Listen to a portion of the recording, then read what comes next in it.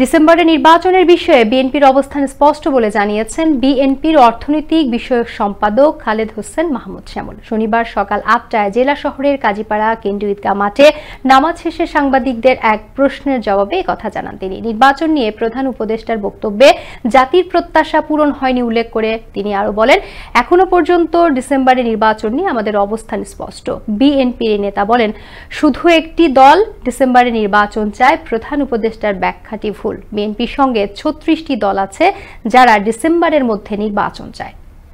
শুধু বিএনপি না, প্রায় ৩৬টা দল বিএনপির সাথে আছে। আমরা গতকাল বসেছিলাম, আমাদের শুধু এইটুকুন আমরা বলেছি যে আমরা এই নির্বাচনের যে দিক নির্দেশনা দিয়েছেন যে কিংবা রোডম্যাপ যে এপ্রিলের দিকে, সেটা নিয়ে আমরা সন্তুষ্ট না। আমরা আবারও আমাদের অবস্থান যে আমরা ডিসেম্বরের মধ্যে নির্বাচন চাই। বাংলাদেশে আমার মনে হয় যে এই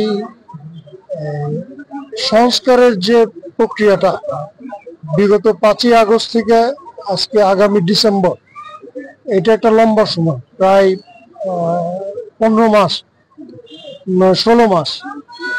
এই 16 মাসই যথেষ্ট এই সংস্কারের জন্য। আমার তো মনে হয় যে সংস্কার যদি করতে হয় 1 বছরই যথেষ্ট, 12 মাসই যথেষ্ট সংস্কার।